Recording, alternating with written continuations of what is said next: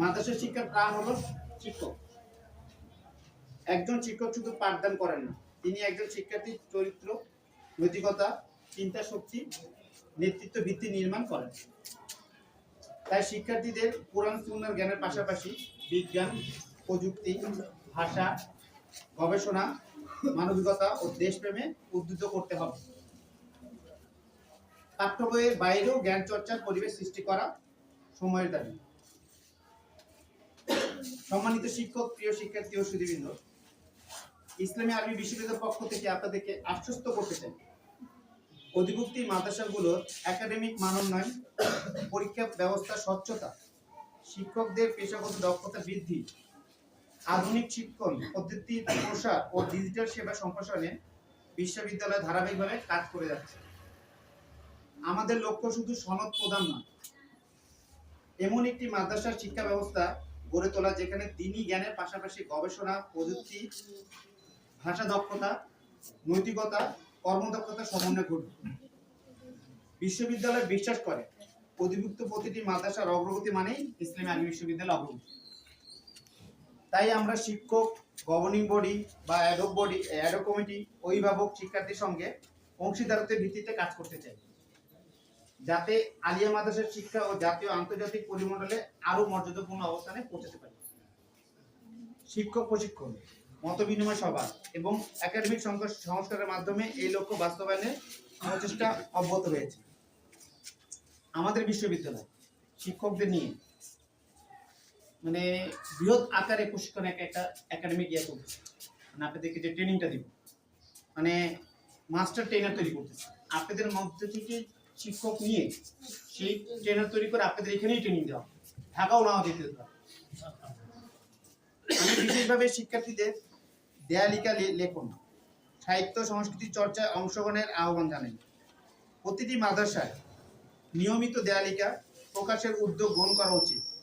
দেয়ালিকা, কবিতা, প্রবন্ধ, গল্প, ইসলামী ভাবনা, বিজ্ঞান, ইতিহাস, পরিবেশ, সমসাময়িক বিষয় এবং সৃজনশীল লেখা প্রকাশের সুযোগ সৃষ্টি করতে হবে। এর মাধ্যমে শিক্ষার্থীদের ভাষা জ্ঞান, লেখন শৈলী, গবেষণার অভ্যাস, আত্মবিশ্বাস ও নেতৃত্বের গুণাবলী বিকশিত হবে। আমি শিক্ষকদের আহ্বান জানাই, তারা যেন শিক্ষার্থীদের লেখালেখিতে উৎসাহিত করেন এবং প্রতি বছর সেরা দেয়ালিকা, সেরা লেখককে জানি পুরস্কার দেওয়া হয়। এদের মধ্যে যারা হবে তাদেরকে অবশ্যই পুরস্কার দিতে। সেটা অনেক কিছু হতে পারে, একটা গাছ দিতে পারেন, সেই গাছ দিয়ে বাসায় লাগাতে পারে, বৃক্ষরোপণ করতে পারে। গভর্নিং বডি সদস্যের গুরুত্বপূর্ণ ভূমিকা রয়েছে। একটি কার্যকর গভর্নিং বডি সুশাসন, জবাবদিহিতা, অবকাঠামোগত উন্নয়ন, শিক্ষা বান্ধব পরিবেশ, শিক্ষক কর্মচারীদের প্রয়োজনীয় সহযোগিতা নিশ্চিত করতে প্রতিষ্ঠানের অগ্রগতিকে ত্বরান্বিত করতে পারে।